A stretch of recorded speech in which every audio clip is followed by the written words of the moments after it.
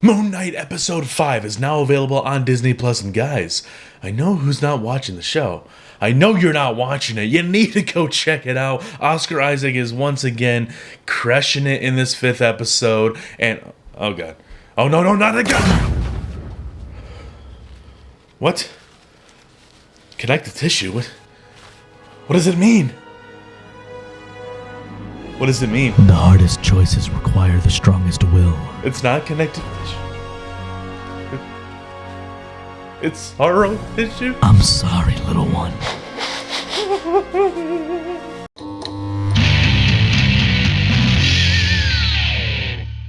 What's up, everybody? Welcome back to the Hez Project. I'm John Rodalaza, and today I'm going to be reviewing episode 5 of Moon Knight. And just like what the last episode did with the show, how it kind of deviated from what the first 3 episodes were all about, which was Mark and Steven kind of going back and forth, going into Egypt with Layla, and they're just going from point A to point B, uncovering this mystery with Harrow.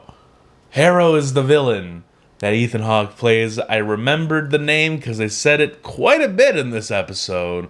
I remembered, so that's good. Anyways, so that 4th episode, it brought us towards the end of the journey, which we saw Mark and Steven wake up in this insane asylum, and there was 2 of them. They were inside 2 separate Oscar Isaacs, and then they met a hungry hippo, and that was the end of that episode. This episode picks up where that last one left off, and we're still in the asylum. This is a big reveal episode, really. It feels like a reveal / exposition heavy episode, and yeah, we don't get any Moon Knight action in this episode either. It's disappointing, I know.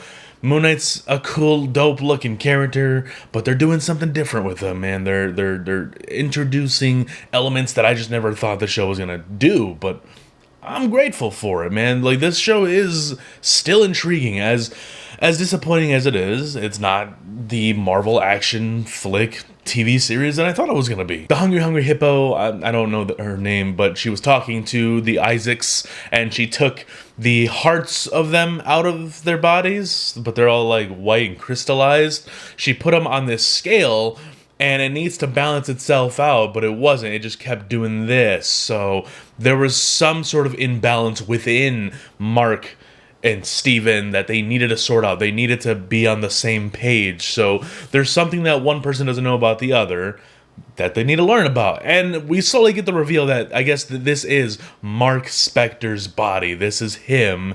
And Steven is a secondary personality within him. When you get introduced to a character with multiple personalities, and it's just like the bare bones of what we got in the first few episodes, it feels like 2 separate people are sharing the same body. But we get a really kind of dark reveal of Mark's past, of him as a kid. He used to have a brother that he had to watch out for and look after whenever they went out and played and whatnot. They went into this cave as kids, and long story short, something bad happened to his brother. He's dead.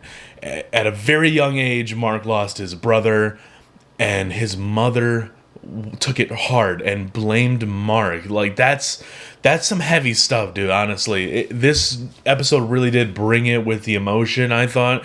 I did not expect to go down this route of a distraught mother blaming Mark for the death of his own brother, and Mark creating this alternate ego based off of a movie character from Tomb Buster.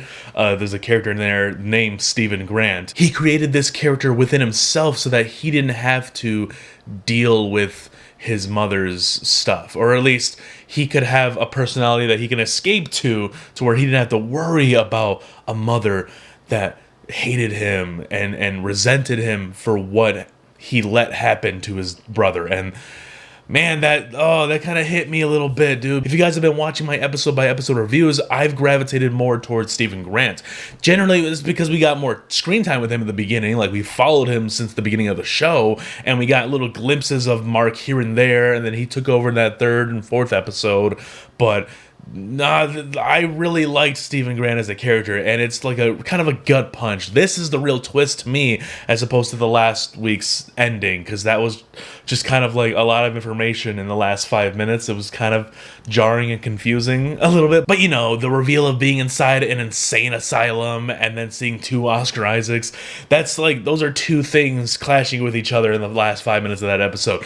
This is a real like 50-minute episode where you get reveals, you get twists, and it does kind of like, it tugs the heartstrings a little bit, dude. I did not expect this episode to be as good as it was, while also not giving us the things that I necessarily want. Like, we're really running away from what made the first 3 episodes great, and I don't know how I feel about it, dude. It feels like these last 2 episodes are almost like a whole different show compared to the first 3 episodes, and yeah, I just don't know how I feel about that. It especially hurt me seeing Stephen Grant find out about all of this and what really is going on. Like, he is just a separate personality that Mark created, and it doesn't look like he resents him for it. You know, I mean, it's crazy to think about talking about 2 characters, but really they're the same person.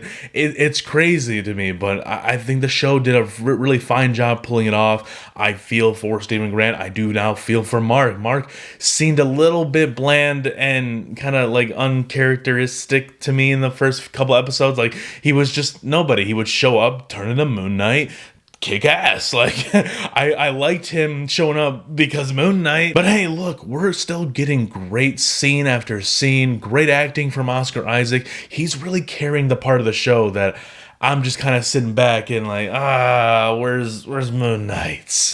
At least we have a great performer on screen with us the entire time that Moon Knight is not present.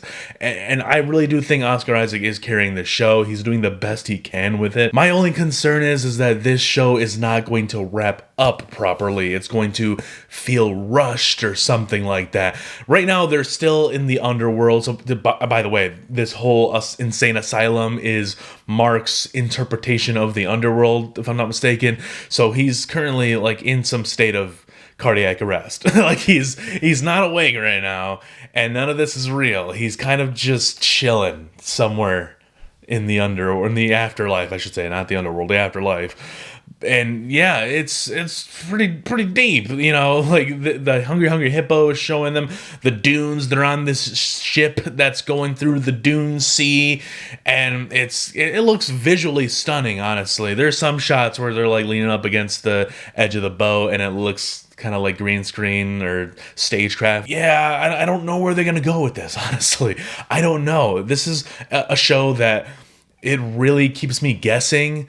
But it's not leaving me throughout the week wondering, I wonder what's going to happen next. It's kind of like when it pops on, I'm theorizing. I'm like, what's happening? But then the second that new episode's done, I'm kind of like doing other stuff for 6 days until the next episode.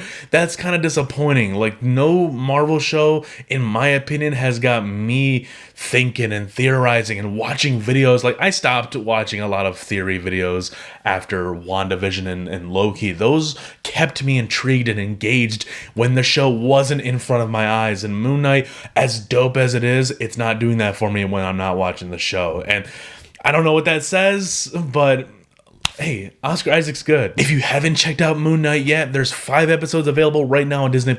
Next week is the final episode, 1 more left, and we have concluded another 6-part series for Marvel TV. I still wish they would, crank it up to like 8 or 10. 6, I feel like, is pushing it. With some of these Marvel shows, it doesn't necessarily feel like you're getting a greater value than a 2-hour film, despite them being longer than a 2-hour film. You know what I'm saying? A lot of these episodes kind of start and stop. The next episode will continue the plot of the last one, but it feels like we're starting a new journey, and it has to end after like 40 minutes or so, and then it's got to pick up again.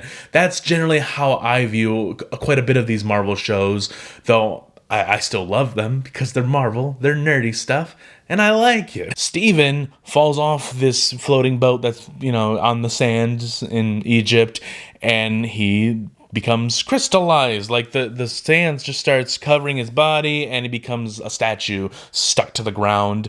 He's presumed dead, but once that happens, the scale that their hearts were on finally balances. So I wonder what that means. Did they have to get rid of the second Oscar Isaac? Or Did he have to get rid of the personality? I'm not sure, but they did talk to the Hungry Hippo. She's gonna hook him up, get a call to Khonshu. They're gonna bring them back together. It's gonna be all great again. So hopefully this last episode, it serves as a great conclusion to not only the last 2 episodes that we got, but the first 3. Like, it feels like a blend of the styles that we got throughout all the 5 episodes, and not this clunky action filler thing that Hawkeye was, or Falcon and Winter Soldiers. Like, some of them just felt rushed to me. There's some cool stuff in both of those finales, but those 2 specifically felt rushed in my opinion, so I hope Moon Knight does better. Thank you for joining me on this review for episode 5 of Moon Knight. Let me know down below, what did you think of it, and are you watching the show? You got to be watching the show. It's fun. It's getting us some entertaining Marvel content until Doctor Strange comes out, which I keep forgetting. Doctor Strange is next week. It's right around the corner. You guys can expect me to review Doctor Strange in the Multiverse of Madness next week. But before that, this week, I'm reviewing Doctor Strange from 2016, the first film that we saw Benedict Cumberbatch don the cape, the cloak of levitation. You don't want to miss that Doctor Strange review, and you don't want to miss me covering the final episode of Moon Knight next week, so you might want to stick around, because there is more to come.